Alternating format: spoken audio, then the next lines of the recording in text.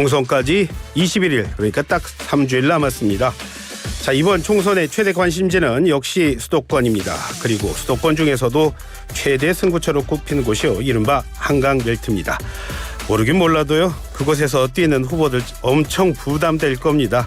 오늘 1부와 2부에서는요, 한강벨트 격전지에서 치열하게 뛰고 있는 여야 후보 인터뷰 준비했습니다. 1부에서는 먼저 서울 중성동 갑으로 가보겠습니다. 더불어민주당 전현희 후보를 전화로 연결하겠습니다. 후보님 반갑습니다. 안녕하세요. 예, 반갑습니다. 네, 반갑습니다. 예, 자, 공천 과정에서도 정말 가장 뜨거운 곳이었습니다. 결국 당의 최종 선택은 전 후보님이었어요. 사실 연고도 없으시다 뭐 이런 얘기들이 있는데 당은 왜 그런 선택을 했을까요? 네, 선거 초반에 국민의힘 한동훈 비대위원장이 이 386 운동권 심판을 내세우면서 국민의힘 총선 전략으로 이렇게 성동 갑에 윤희숙 의원을 공천했습니다. 그래서 당시에 임종석 후보가 이 지역에 이제 후보로 뛰고 있었는데요. 이런 그 386 운동권 심판 프레임을 또 깨자는 그런 의도가 있었던 걸로 보이고요.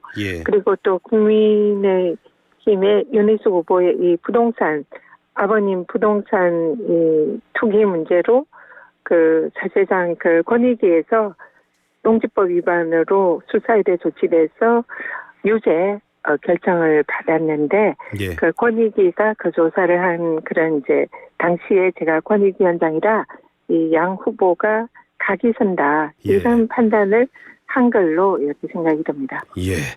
자, 지금 선거 딱 3주 남았는데요. 여론조사 의식 안 할 수가 없으시죠, 후보님? 그런데 네. 예, 지금 뭐 거대 양당의 후보가 박빙이라는 얘기도 있고 또 차이가 좀 난다는 얘기도 있고 여러 가지입니다. 자, 캠프에서는 지금 상황 어떻게 보고 계십니까?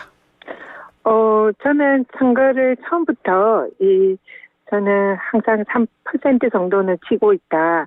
한 표가 부족하다. 이런 마음으로, 절박한 마음으로 뛰고 있습니다. 그렇기 때문에 현재 뭐 여론조사가 지지율이 높게 잘 나온다 이렇게 하지만 그거에 일비하지 않고 정말 절박한 마음으로 최선을 다해서 주민들을 만나고 선거운동을 앞으로도 할 생각입니다. 그러니까 전 후보님 말씀 보니까 선거 바로 전날까지도 나는 무조건 3% 지고 있다. 그 생각하겠다.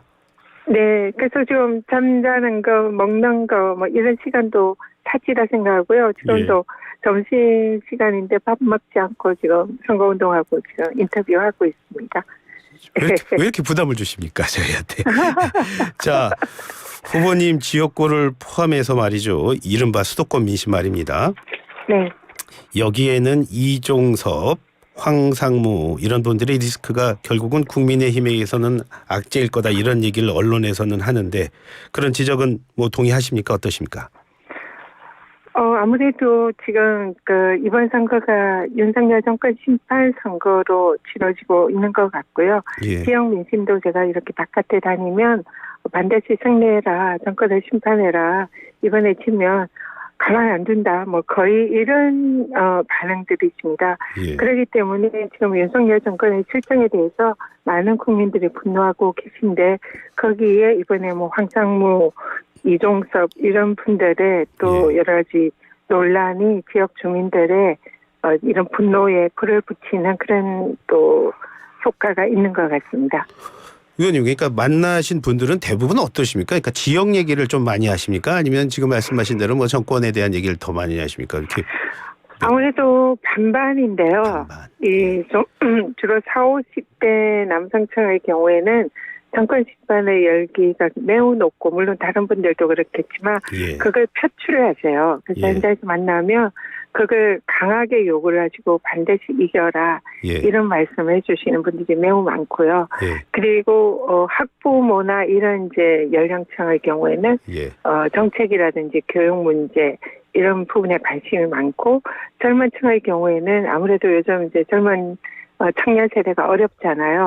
그래서 이 청년들을 위한 정책 이런 부분에 관심들이 많은 것 같습니다. 그러면 만나실 때도 맞춤형으로 하셨네요. 네, 그래서 이 만날 때도 이 그 정책을 어떤 경우에 정책 간담회를 하기도 하고 어떤 경우에는 이 정권 집안에 관해서 그렇게 서로 소통을 하기도 하고 예. 학부모 간담회의 경우에는 또 학교 교육 문제 이런 대화를 나누고 그래서 정말로 여러 방면으로 이렇게 또 맞추며 예. 이런 선거운동을 하고 있습니다. 정권에 관심이 많다시는 유권자분들은 만나셨을 때 혹시 뭐 이종덕 대사 임명, 뭐 출국 논란, 뭐 오늘 뭐 얘기 들으니까 뭐 들어올 수도 있다는 얘기를 들었는데 거기에 대해서 뭐라 그러시던가요? 일단 지금 뭐 이종섭 호주 대사의 경우에는 이 사실상 이 대통령의 그 사실 이 최상병 수사에 개입한 이런 의혹의 핵심 증인이라고 할 수 있는데 그런 수사를 무마하기 위해서 해외로 도피시킨 거 아니냐 이런 이제 굉장히 분노하는 이런 분들이 많으시고요.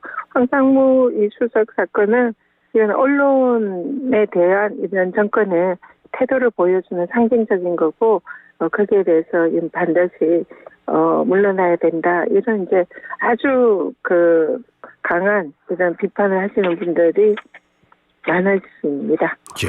의원님 보시기에는 어때요? 그래도 뭐 여당에서 좀 여당 정부에서 좀 빠르게 대처하는 걸로 보십니까? 아니면 그래도 좀 미진하다 그렇게 보시면 어떻게 보세요? 거의 일주일 가까이 이 사태가 지속이 됐잖아요. 그러면서 국민들의 민심이 차갑게 이 분노하는 그런 집권 여당에 대해서는 차갑게 식고 이 정권 집단의 열기가 높아지는 계기가 더 불을 붙인 계기가 됐다 생각하고요. 예. 사실상 이런 분란이 일어났을 때 바로 즉각적으로 조치를 해야 했었는데 너무 늦었다 생각이 들고요. 이종섭 대사의 경우에는 사실상 어불성설이죠. 현재 공수처에서 수사를 받고 있는 범죄 피의자를 그 중간에 해외에 이렇게 대사로 파견을 한 것은 그는 명백한 범죄 도피로 보이고요. 그런 일 자체를 하지 않았었어야 했다. 그렇게 봅니다. 네, 제가 여당이 돼서 질문 한번 드리겠습니다. 네. 양문석 후보에 대해서는 좀 당이 좀 미진하게 대처하는 것 같다 그런 생각 안 드십니까?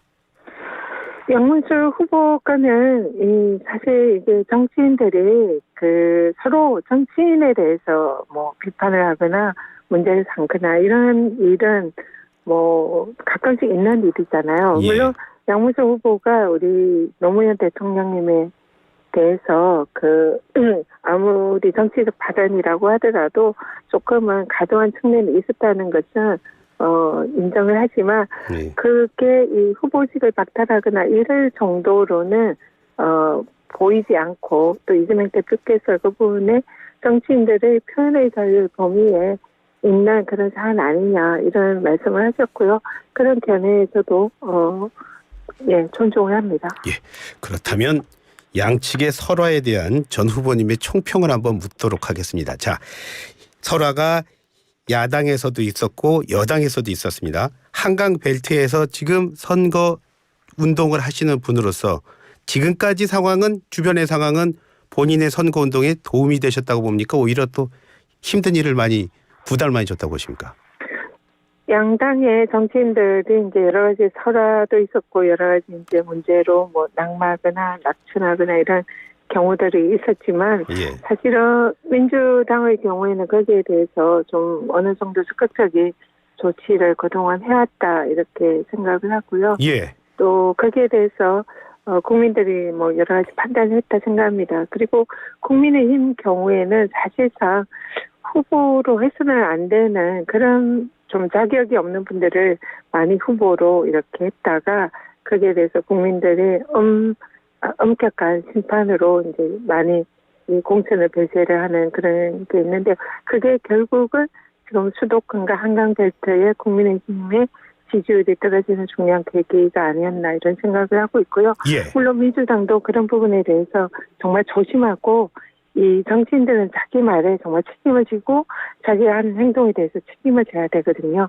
그렇기 때문에 항상 살얼음을 걷는 그런 느낌으로 자신의 말과 행동에 굉장히 조심을 해야 된다 이렇게 생각하고 있습니다. 그렇습니다. 이렇게 식사도 못하시고 뛰시는 분이 살얼음을 걷는 그 기분으로 지금 총선을 지금 준비하고 있다고 말씀하시니까 말이죠. 자, 의원님. 저기 후보님 죄송합니다. 후보님 현안이 많아서 그 얘기하다 보니까 정말 정작 지역 얘기를 못했어요. 자, 지금 후보님의 지역구에서 당장 해결해야 할 일은 뭐가 있을까요? 지금 우리 지역은 최우선 현안이 우리 아이들의 교육 문제인 것 같습니다. 예. 그래서 지금 교육시설이 불균형을 이루고 중학교가 없다든지 고등학교가 좀 너무 규모가 작아서 내신의 불이익을 받는다든지 예. 이런 이제 교육 여건을 개선하는 것이 중요한 현안으로 생각을 하는데요. 예. 이 어린이 현장 중에 그런 게 있습니다. 어린이는 좋은 교육시설에서 개인의 능력과 소질에 따라서 교육을 받을 그런 권리가 있다. 예. 예, 그래서 지금 제가 가장 신경을 쓰고 관심을 쏟는 것은 예. 우리 아이들과 청소년들이 이 성동에서 예. 좀 더 나은 교육 환경에서 교육을 받고 또 내일의 리더가 될 수 있는 그런 뒷받침을 해야 되는 이런 부분이 있다 생각하고요. 예. 거기에 대해서 매우 우리 아이들과 청소년들을 위한 교육 공약을 제1회 공약으로 준비를 하고 있습니다. 혹시 구체적으로 교육 공약 좀 나온 거 있으십니까?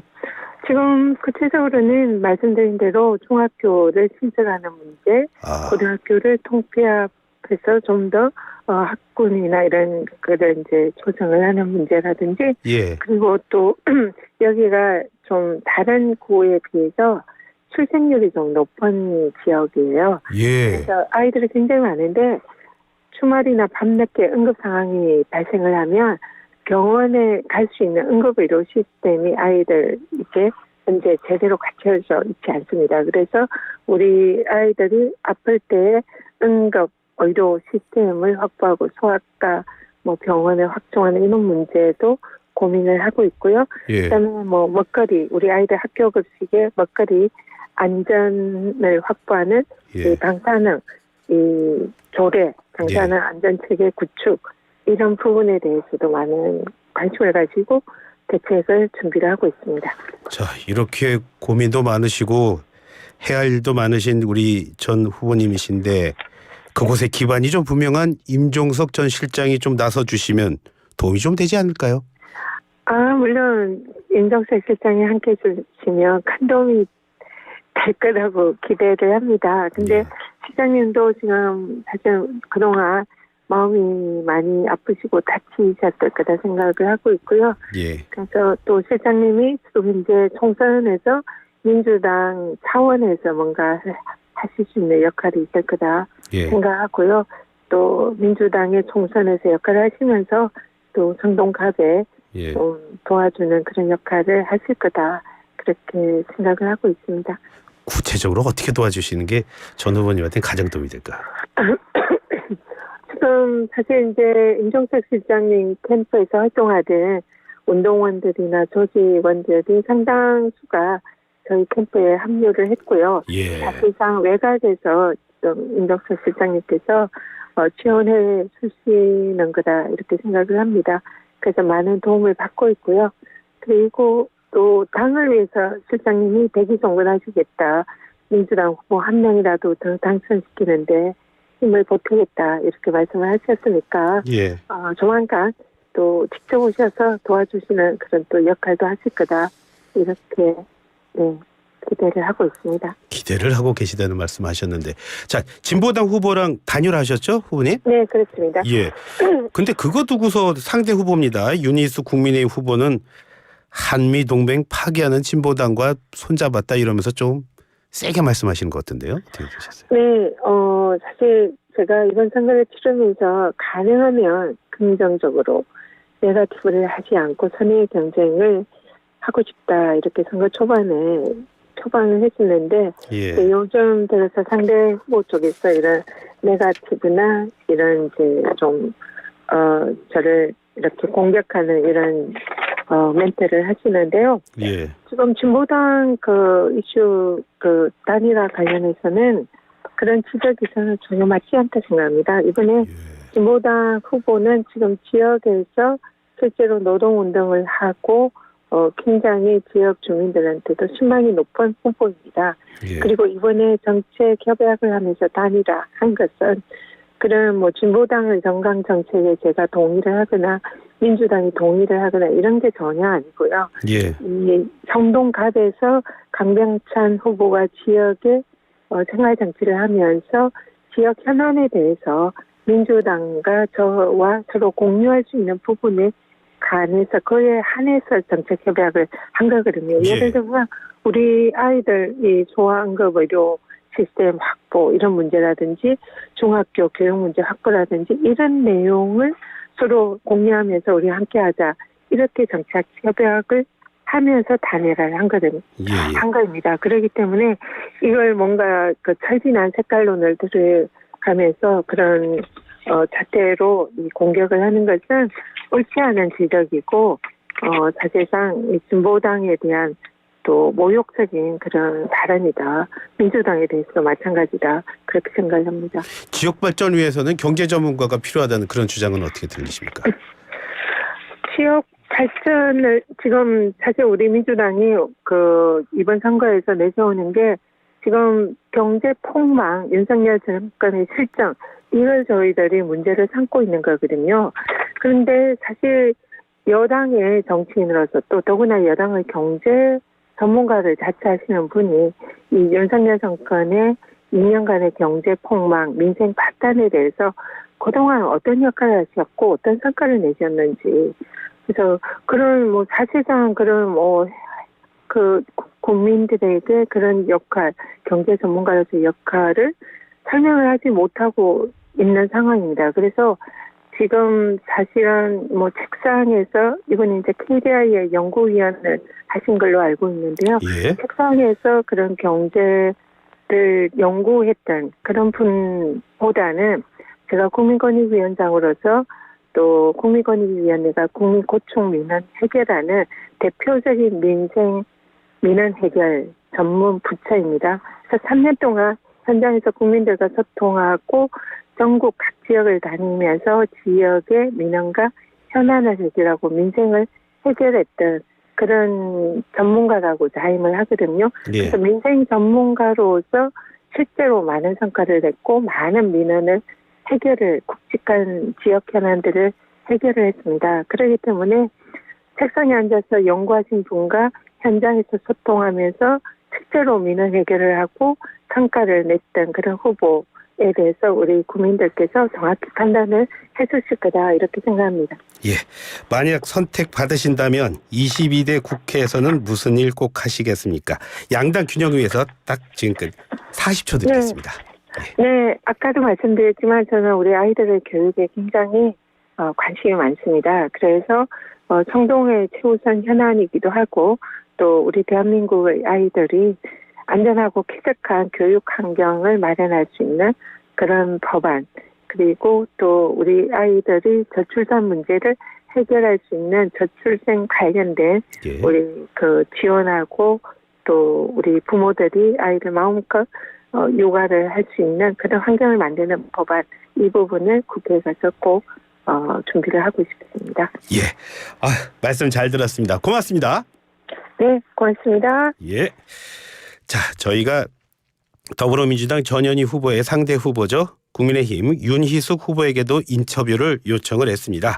하지만 일정상 인터뷰가 어렵다는 답변 받았고요. 남은 선거 기간 동안 윤희숙 후보의 일정이 가능할 때 언제든 인터뷰를 진행하겠다는 점 역시 전해드리도록 하겠습니다. 1부는 여기서 마무리하겠습니다. 저는 잠시 뒤에 2부로 돌아오겠습니다.